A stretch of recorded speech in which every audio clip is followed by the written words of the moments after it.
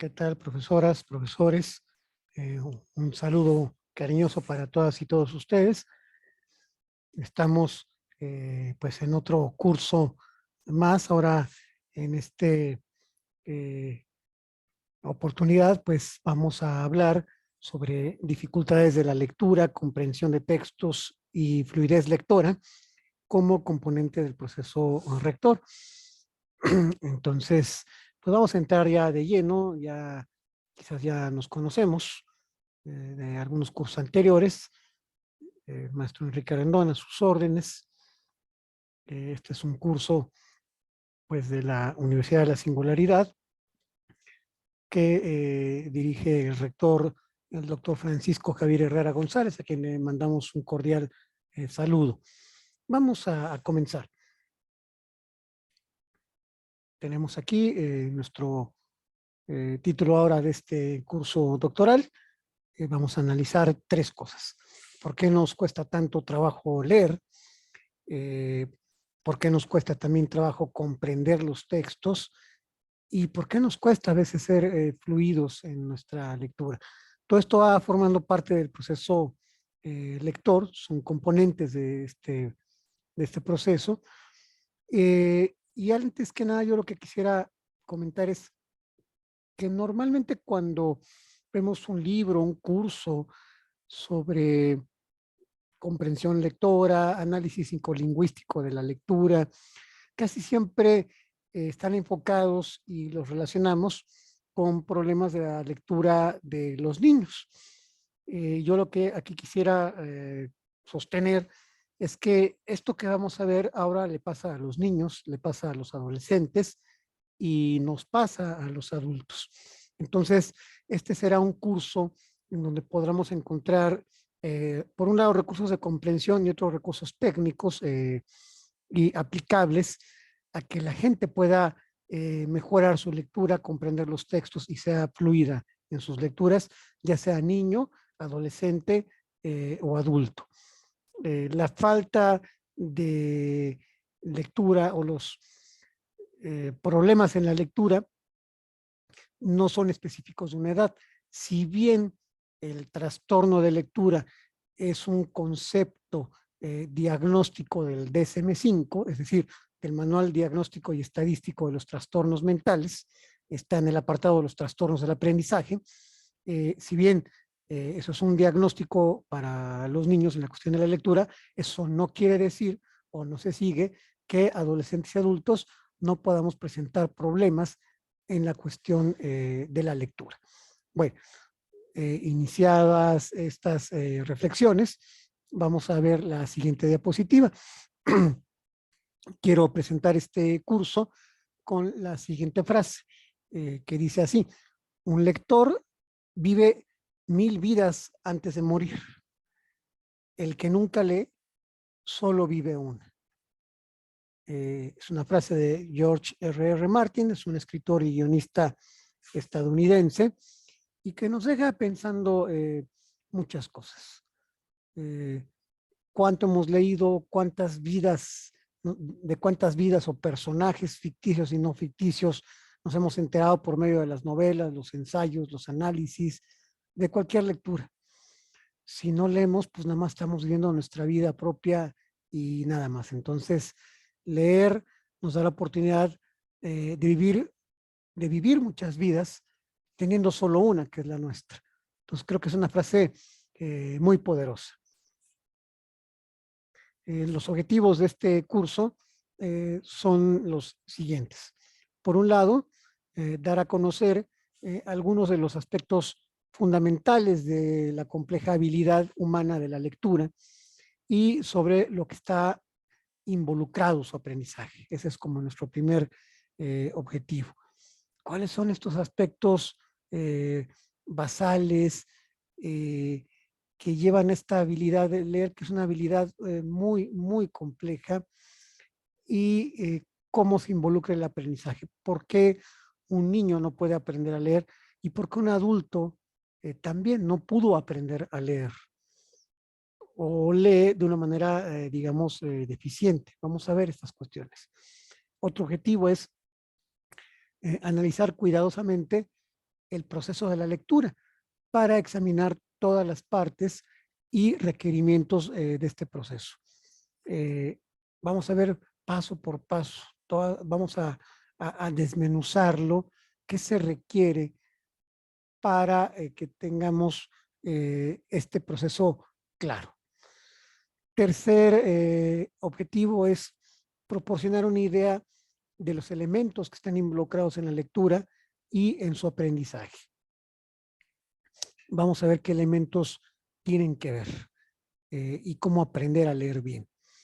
Y otro objetivo es dar a conocer aspectos perceptuales, cognitivos y lingüísticos que intervienen en el proceso lector, cuyo conocimiento es necesario para lograr un mayor desarrollo de la lectura como habilidad humana. ¿Qué necesitamos en nuestra percepción, en lo que tocamos, vemos, escuchamos? Eso es la percepción. ¿Qué necesitamos en la parte cognitiva, en esta parte de aprendizaje, memoria, motivación, emoción? Todos esos son procesos cognitivos. Y también los aspectos lingüísticos que componen precisamente una lengua, y que todos ellos van a intervenir en este proceso de la lectura. Tenemos necesariamente que conocerlos para que podamos desarrollar la lectura como una habilidad que pues sí podemos decir que es humana. El ser humano es el único animal que tiene la capacidad de leer. Esto lo digo haciendo alusión a una frase de Ernest Cassirer, un filósofo, que cuando da la definición del ser humano dice que el ser humano es un animal simbólico. Es muy conocida la frase de Aristóteles de que, bueno, el ser humano es un zoon politikon, un animal político, un animal social. Aquí lo vamos a enfocar como un animal en el sentido de ánima, de alma, un alma que puede leer o que tiene la capacidad por lo menos de leer. En esta primera sesión veremos únicamente las dificultades de la lectura en una primera parte. La segunda sesión, bueno, veremos la segunda parte de las dificultades porque, bueno, hay mucho que decir al respecto. ¿Qué vamos a ver aquí? Primero, los dos aspectos de la lectura. Y segundo, la parte de la información y la comunicación. Estos dos elementos juegan un papel muy importante para la dificultad en leer. Bueno, aquí compartimos una imagen de algunos libros y entrémosle a la parte de los dos aspectos de la lectura. La lectura depende de que cierta información vaya de los ojos al cerebro. Eso es una primera cuestión que tenemos que tener en cuenta. ¿De qué depende? De que lo que vean mis ojos en cualquier libro que uno pueda tener a la mano, como el que tengo aquí enfrente de ustedes, va a depender de que esta información que uno ve vaya de aquí, de la percepción, del estímulo visual, físico, que se traduce en estímulos nerviosos y de ahí van a las áreas visuales del cerebro que están en la parte posterior de nuestra masa encefálica. Eso es lo primero. Estamos entonces hablando de lo que se conoce como información visual. Aquí podemos ver a dos niños que están viendo unas revistas que si vemos la portada, bueno, nos podemos dar cuenta que tienen monitos o dibujitos. Esa información visual es la información que el cerebro recibe de lo impreso. Eso es lo primero que tenemos. No nada más los dibujos, las mismas letras son información visual que llegan y nos impactan. Entonces, el acceso a la información visual es una parte necesaria de la lectura, pero fíjense, no es una condición suficiente. Entonces, es necesaria la información visual, pero no es condición suficiente. Pongamos un ejemplo. Podemos tener abundante información visual dentro de un contexto colocado enfrente de nuestros ojos y ser incapaces de leerlo. Por eso está esta imagen en el centro, aquí de la diapositiva. Si vamos manejando o en un transporte público y pasamos de rápido por este paisaje, pues hay muchos letreros. ¿Cuántos de los letreros que tienen textos y que están en el periférico, en las grandes vías públicas de tránsito, ahí están, pero no los leemos? O sea, hay una gran información visual dentro del texto, pero no lo podemos leer porque estamos poniendo nuestra atención en otras cosas, en manejar o en que no nos asalten, por ejemplo. Bueno, esto es la primera parte. Entonces, la información visual, que nos quede claro que la necesitamos, pero que no es suficiente para que podamos ser lectores. Y aquí uno dirá, híjole, pues que no ser lectores depende de los ojos, de lo que vemos, sí, pero no nada más eso. Y entonces, esto nos va a llevar a hablar sobre la información no visual. Vamos a ver que el conocimiento del lenguaje pertinente es parte de la información esencial para la lectura, pero se necesita también de un lenguaje no visual. Aquí tenemos a unos niños también haciendo una lectura en sus pupitres, bastante concentrados. Vamos a poner un ejemplo. Si se le proporcionan a varias personas algunos artículos de física subatómica, encontrará que no son capaces de leerlos, no debido a una inadecuación del texto ni a causa de una anomalía en el ojo. ¿Por qué somos incapaces de leerlo? Yo soy incapaz de leer un texto de física subatómica. ¿Por qué? Porque no soy físico. Soy educador, soy filósofo. Si me dan un texto de Aristóteles, bueno, tendré más posibilidades de poderlo leer. O sea, ¿por qué no puedo leer un artículo físico de física subatómica, a menos que ustedes sean físicos? Pues porque no tengo una información esencial. No seré capaz de leerlo, no porque el texto sea deficiente o no porque esté yo mal de mis ojos o que tenga un problema en las terminaciones nerviosas. ¿Por qué se da? Pues porque las personas carecen de la información no visual apropiada. ¿Qué es la información no visual? El conocimiento de algún área disciplinar, por ejemplo. En este caso, la física subatómica, la física cuántica, la ingeniería de materiales. Si soy ingeniero, entonces podré entender un artículo de ingeniería. Pero si no lo soy, pues no voy a entender mucho, a menos que me ponga a ello, a adquirir un lenguaje propio técnico, que normalmente es lo que se enseñan en las carreras, tanto profesionales como técnicas, y en muchísimas cosas. Entonces, lo visual, la información que recibimos de nuestros ojos, y lo no visual, que es este conocimiento que está detrás de los textos, que compone a una disciplina o un área del conocimiento.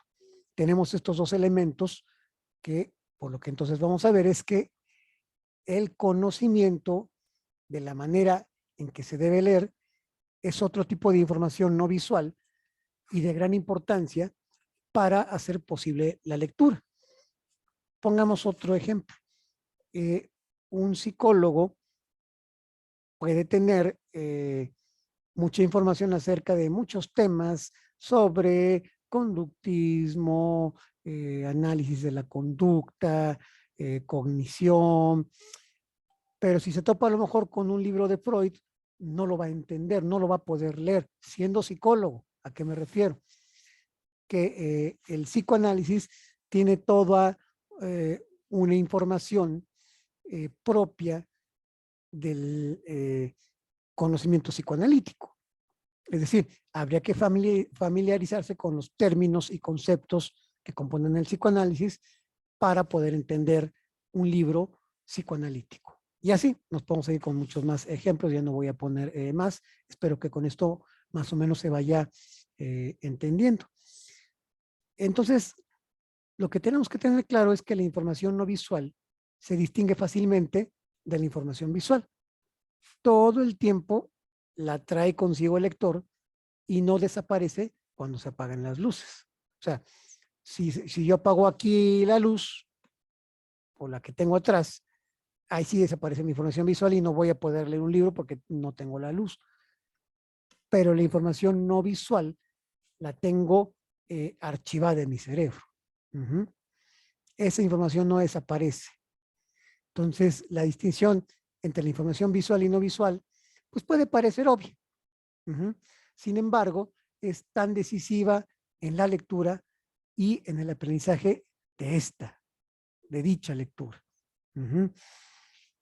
Decía, pues es que es lógico, ¿no? Pues si apago la luz no veo y si tengo información que no me hace falta la luz, pues es no visual, ok.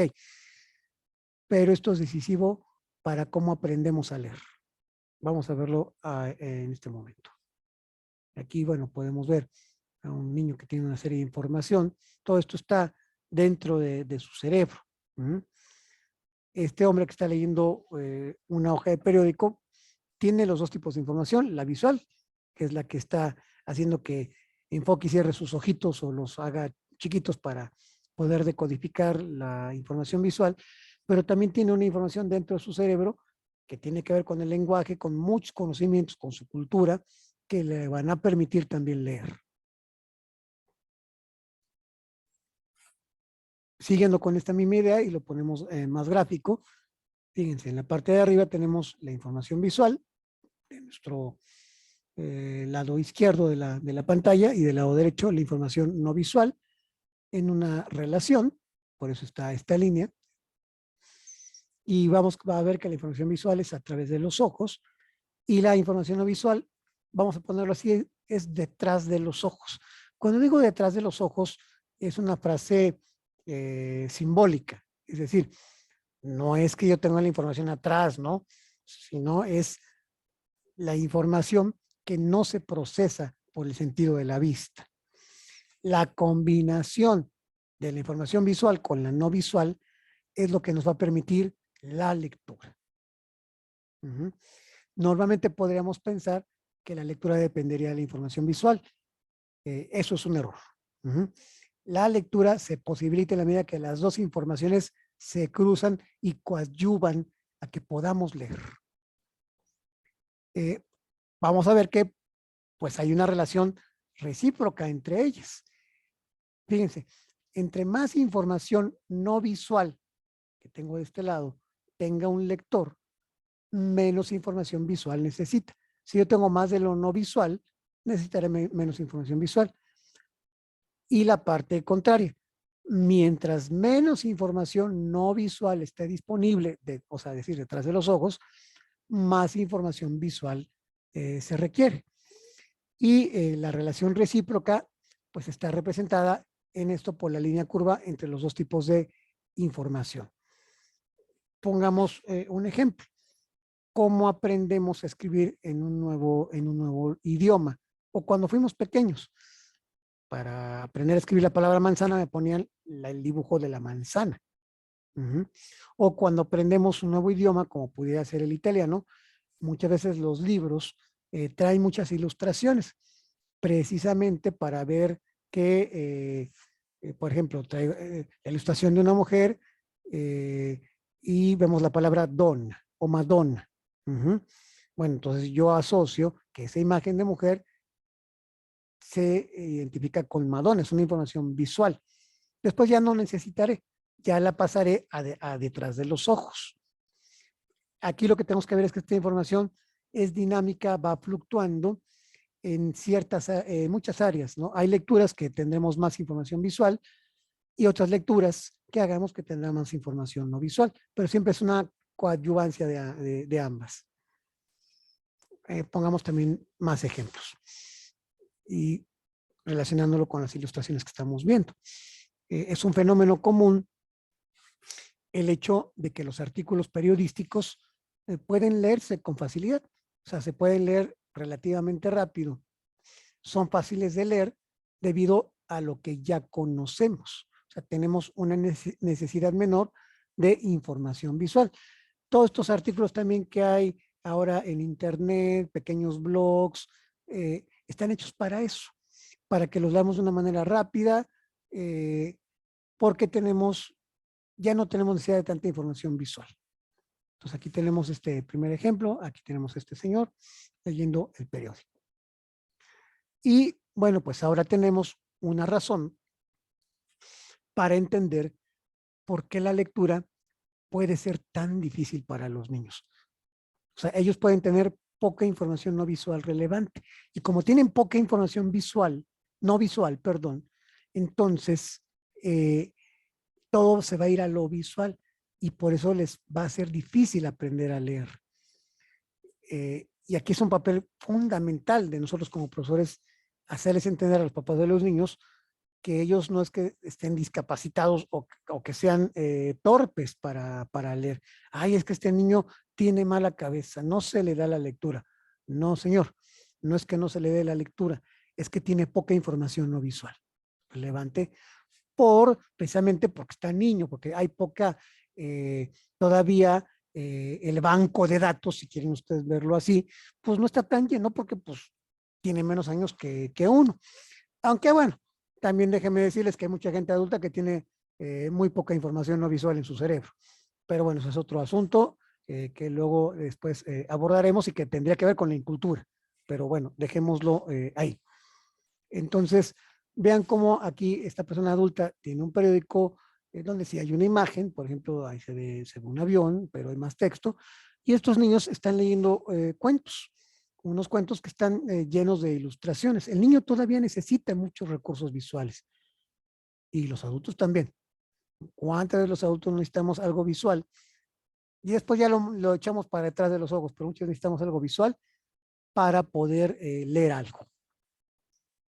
Si pudiéramos hacer entender a los padres y a los mismos maestros de esto que estoy ahorita explicando, por un lado quitaríamos el mote de los niños discapacitados lectoramente. No los hay. Más bien veamos, procuremos que esta información visual pase a ser no visual. Es todo un proceso y se llama educación también. Y esto nos va a llevar a la segunda parte de esto que estamos viendo ahorita de las dificultades de la lectura, que tiene que ver con la información y la comunicación. ¿Qué podemos decir de esto? Vamos a ver que, bueno, algunos materiales de iniciación a la lectura parecen estar expresamente diseñados para evitar el uso de la información no visual. A veces eso es lo que nos va a suceder. Cuando alguien inicia a leer, todo es visual. Es procurar que no se use la información no visual. Y en otras ocasiones, los adultos pueden desalentar inconscientemente o deliberadamente el uso de la información no visual. Ay, ¿para qué lees eso? ¿Qué estás haciendo? ¿Cuántas veces no hemos escuchado de repente ese tipo de frases?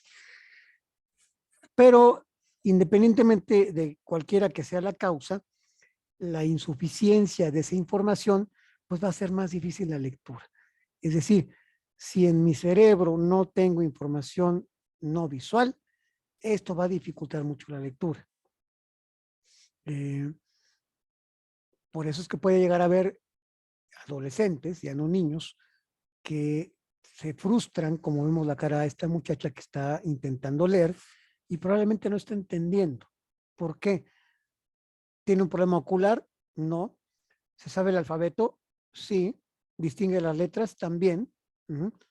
¿Por qué no lo entiende? Porque tiene muy poca información no visual. Vamos a verlo así, el disco duro, por decirlo de alguna forma.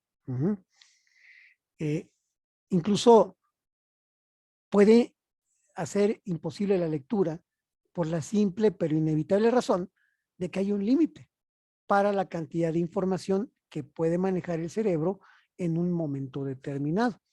Cuando estamos cansados, ya no podemos manejar más información.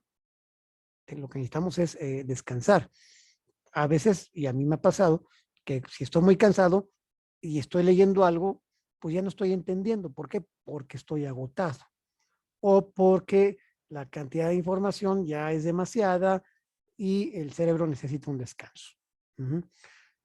Esa es otra razón. Ujú. Entonces, que nos quede claro que la insuficiencia de información no visual nos va a dificultar muchísimo la lectura. Y regresando a este asunto, pues ahora hablemos de la información visual y la información no visual. Eh, Dijimos que, bueno, las dos se combinan para la lectura y que aquí se puede crear un cuello de botella en la información visual. Uh-huh. ¿Esto qué quiere decir con un cuello de botella en la información visual? Pues es que hay una obstrucción o cuello de botella entre el ojo y el cerebro en el sistema visual. Algo pasa ahí en ese transcurso. Uh-huh. Y como una consecuencia de esta obstrucción, un lector puede convertirse fácil o temporalmente en un ciego funcional. O sea, puede mirar, pero no es capaz de ver. Ajá. Ver implicaría como un acto de mayor conciencia. O sea, no importa qué tan buenas sean las condiciones físicas. Iluminación, letra grande del libro, del texto. Uh-huh. Hay otro término que se le parece mucho, el de la ceguera funcional, eh, que es la ceguera psicológica, que es más o menos lo mismo. Hace muchos años tuve una paciente en terapia que tenía precisamente esto, una ceguera psicológica. Decía que no podía leer, ponía un libro y distinguía las letras, pero no podía leer, o sea, había como un bloqueo. Uh-huh. Es como cuando a uno le ponen algo enfrente y no te permite ver. Uh-huh. Esa es la ceguera funcional por esta obstrucción de la información visual.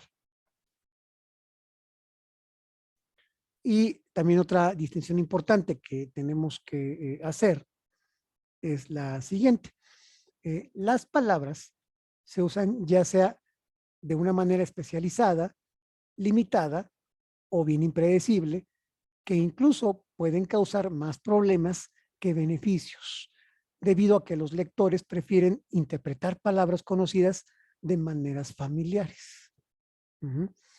eh, y esto tiene que ver también con el repertorio de palabras que manejamos o el vocabulario que manejamos en nuestro cerebro. A veces un lector prefiere interpretar palabras de una manera que le son familiares. Entonces, aquí la pregunta que tenemos es si la lectura necesariamente involucra una comprensión. Y para tratar de responderla, vamos a decir estos puntos. Tal cuestión, tal interrogante, pues no se refiere al acto de leer. Uh-huh.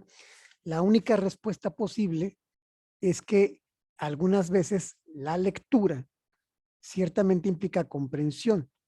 Como cuando le preguntamos a alguien si está disfrutando la lectura de un libro, o como cuando nos responde que ha estado leyendo durante 2 horas y casi no ha entendido nada. Entonces, una cosa es disfrutar una lectura y otra cosa es decir, híjole, ya llevo a esto, le he dado 3, 4 leídas al libro y nomás no le entiendo. Este libro que nos dejó el profe está bien complicado. Entonces, en parte, bueno, implica comprensión. Uh-huh. Pero vamos a ver que no es nada más eso. Y bueno, pues esto nos va a ilustrar la productividad limitada que tiene también el lenguaje. Eh, y el contexto generalmente sirve, y siempre debe servir, aclarémoslo, eh, para ver el significado, para aclarar el significado, evitándonos la indeseable necesidad de utilizar palabras familiares de maneras no familiares o de inventar palabras desconocidas para propósitos familiares. Entonces, esto es otra cuestión que nos va a veces a confundir, ¿no? pero un contexto debería ayudarnos para aclarar los significados de las cosas. De repente, ¿cuántas palabras no usamos familiares, pero de una manera no familiar, o inventamos palabras para un propósito familiar? Eso también puede pasar, pero no nos va a ayudar en el fondo. Porque si no nos aclara el significado, bueno, entonces va a ser muy incomprensible. Estos son como los elementos más importantes que yo creo destacar. Es una sesión introductoria y a lo largo de estas sesiones iremos revisando, además de las dificultades, los problemas de la fluidez y déjenme les comento, también la comprensión de los textos y de nuestra fluidez lectora. Pues no me queda más que agradecerles a todas y a todos ustedes este encuentro a la hora que estén ustedes viendo este video. En la siguiente sesión, bueno, pues veremos la segunda parte de las dificultades de la lectura, veremos qué pasa entre el cerebro y el ojo y las implicaciones para la lectura. Soy Enrique Rendón, les deseo que tengan un excelente día, tarde, noche, en la hora que ustedes estén, y nos vemos en la segunda sesión de la serie de este curso doctoral. Que estén muy bien. Hasta luego.